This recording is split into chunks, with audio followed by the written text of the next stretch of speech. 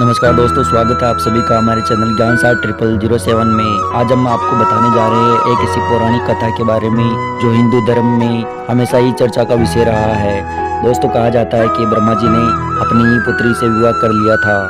अपनी पुत्री के साथ संभोग करके पुत्र प्राप्ति की और फिर जाकर सृष्टि की रचना हुई। लेकिन सवाल ये उठता है कि इस कहानी में कितनी सच्चाई है। अगर ब्रह्मा जी ने ऐसा किया तो क्यों किया।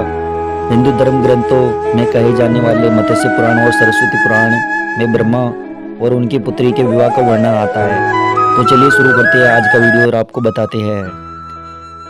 मत्स्य पुराण और सरस्वती पुराण की इस कहानी के बाद में ब्रह्मा जी और उनकी पुत्री सरस्वती के विवाह किया था। सरस्वती पुराण में वर्णन कथा के अनुसार ब्रह्मा जी ने स्वयं अपने वीर्य से सरस्वती को जन्म दिया था। उसके बाद सरस्वती के पिता कहलाए थे। कहा जाता है कि सरस्वती की कोई माता नहीं थी, परंतु विद्या और कला की देवी के साथ साथ वह अत्यंत सुंदर और आकर्षक भी थी। इसी कारण ब्रह्मा जी ने अपनी इंद्रियों से वश खो दिया और सरस्वती से विवाह करने की बात रखी। इससे बचने के लिए सरस्वती सृष्टि के कोने कोने में भटकती रही, परंतु छुपने की कोई जगह उसे नहीं मिली, जिस कारण विवश होकर उन्हें ब्रह्मा जी को अपना पति स्वीकार करना पड़ा। ब्रह्मा सेवा करने के बाद सरस्वती उनके साथ जंगल में रहने के लिए चल पड़ी। कुछ समय बीत जाने के बाद उन्हें एक पुत्र प्राप्ति हुई, जिसका नाम स्वयंभू मनु था।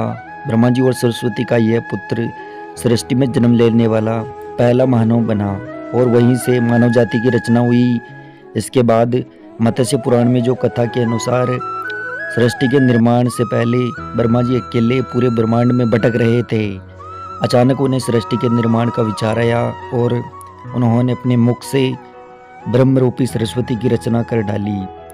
सरस्वती रूपवान आभा और यौवन के चलते उन्होंने अपना आकर्षण दृष्टि सरस्वती पर डाली, जिसके बाद सरस्वती को आभास हुआ तो वह ब्रह्मा से बचने के लिए सभी दिशाओं में चक्कर काटने लगी, परंतु अंत में जाकर ब्रह्मा जी की दृष्टि से उन्होंने सरस्वती को ढूंढ निकाला और छुपने का कोई सहारा न पाकर सरस्वती असहाय हो गई। ब्रह्मा जी ने अपनी दृष्टि से